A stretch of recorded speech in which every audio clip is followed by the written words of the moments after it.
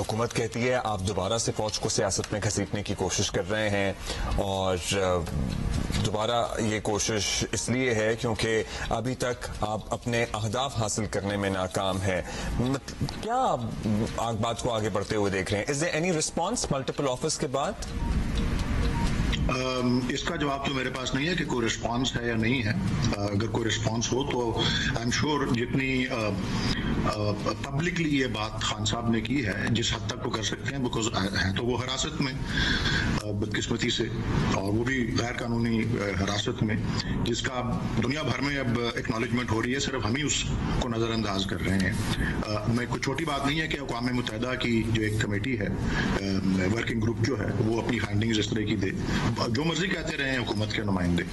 دوسرا، اس بات کو اس تناظر میں بھی دیکھنے کی ضرورت ہے کہ آپ نے اپنی تمہید میں یہ کہا کہ جی یہ اقتدار کی خاطر لوگ اپنے جمہوریت کے اصول یا اس طرح کی باتیں بدل لیتے ہیں. اس میں اقتدار کا تو کوئی ایشو ہی نہیں ہے. اس میں تو ملک جن حالات سے گزر رہا ہے، اور سوال یہی اٹھتا ہے کیا وہ تسلی بخش ہے یا نہیں ہے. اور اگر وہ تسلی بخش نہیں ہے، مطلب آپ دیکھ لیں لوگ سراپا احتجاج ہیں، کس طرح سے جماعت اسلامی کا احتجاج چل رہا ہے، کس طرح سے ریاست کے ریٹ کو دھمکیاں مل رہی ہیں، کس طرح سے بلوچستان کے اندر احتجاج ہے. اور چھوٹے موٹے یہ گیدرنگز نہیں ہیں. ہاں، اور تحریک انصاف کے اوپر آپ کو پتا ہے کس طرح کی پابندیاں. ساری پارٹیاں احتجاج کر سکتی ہیں، تحریک انصاف نہیں کر سکتی. تو یہ سارے حالات جو ہیں، اس کے پیش نظر ہی صرف خان صاحب نے کوئی نئی بات تو نہیں کی. انہوں نے تو یہی کہا ہے کہ دیکھیں جی ملک کے حالات میں، اور جس طرح آپ نے شبلی فراز صاحب کی کلپ بھی دکھائی، کہ کچھ ایسی ریالٹیز ہیں جن کو آپ نظر انداز جو ہے نہیں کر سکتے.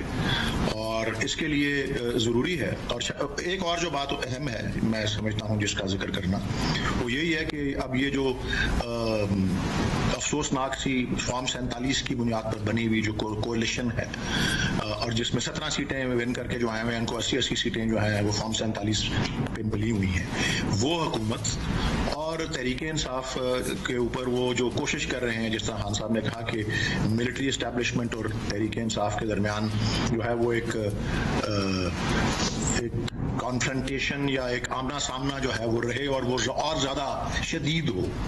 تو اس کو سر اس میں ان کی کیا کنٹریبیوشن ہے؟ مطلب وہ لوگ تو نہیں ملٹری اسٹیبلشمنٹ یا آرمی چیف کو جنگل کا بادشاہ، یا ایون ان لیٹسٹ بیان جس میں بتایا جا رہا ہے یا کہا جا رہا ہے کہ اپنا نمائندہ مقرر کر دیں، بگڑا ہوا بچہ سے تشبیہ دینا، مطلب اس میں حکومت کا کردار کیا ہے؟ حکومت نے کیا رول پلے کیا جس میں آپ کے اور ملٹری اسٹیبلشمنٹ کے تعلقات خراب ہو گئے؟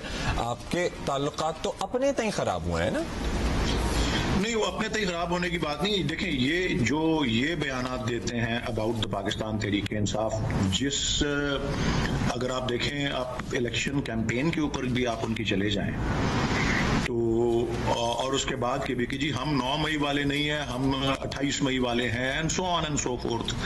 اور یہ تحریک انصاف سے وائلنس کو منسوب کرنا، اور وہ بھی ایسا وائلنس جو کہ عسکری علامتوں کے خلاف ہے، اور ان کے خلاف ہوا بھی، اس میں انکار تو نہیں ہے. لیکن تحریک انصاف کی دہلیز پہ اس کو رکھنا، جبکہ پہلے دن سے میں خود بھی ایز ترجمان، اور خان صاحب نے بھی اس بات کی تائید کی ہے کہ کبھی بھی پارٹی نے وائلنس کی کال نہیں دی.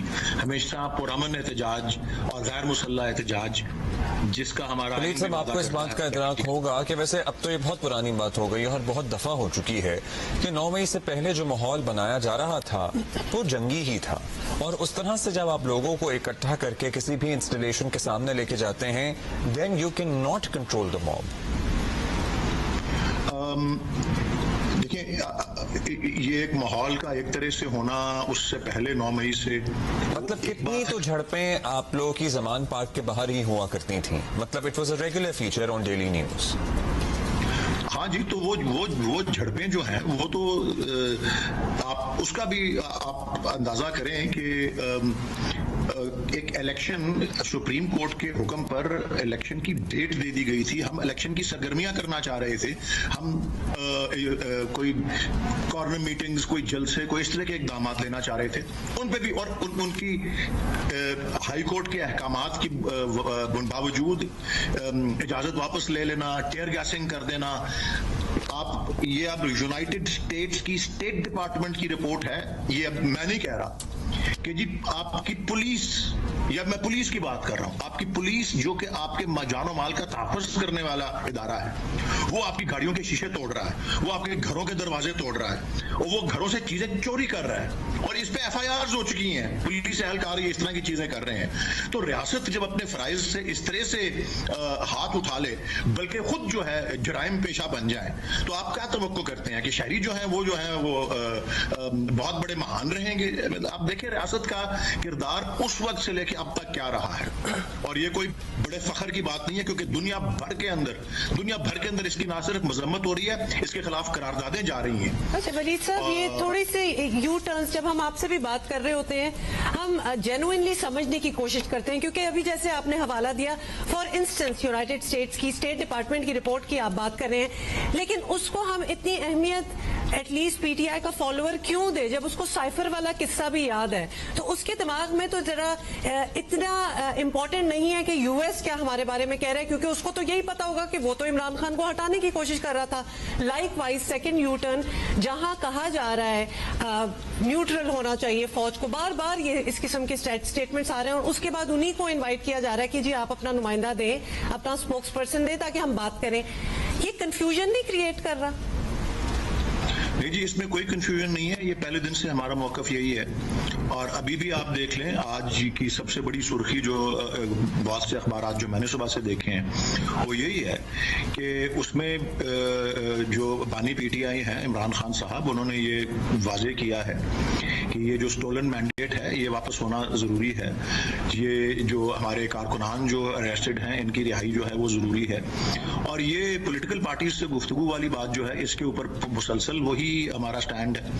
تو ایکچولی نئی بات تو اس میں کوئی نہیں ہوئی، اس میں صرف آلریڈی جو سٹینڈ ہے اس کو دہرایا گیا ہے، اور آپ خود اس بات کا اندازہ کریں کہ اگر آپ کے خیال سے ملک ٹھیک چل رہا ہے، سب کچھ ٹھیک ہے، سب کچھ ہنکی ڈوری ہے، تو پھر تو یہ کوئی ایسی بات ہوگی کہ جی یہ کوئی کمزوری کی پوزیشن سے بات ہو رہی ہے. دن بدن آپ خود سروے کر لیں، دن بدن جو ہے خان صاحب کی بھی اور ہماری پارٹی کی مقبولیت جو ہے ایسے کیا ہوتا ہے. بہت شکریہ.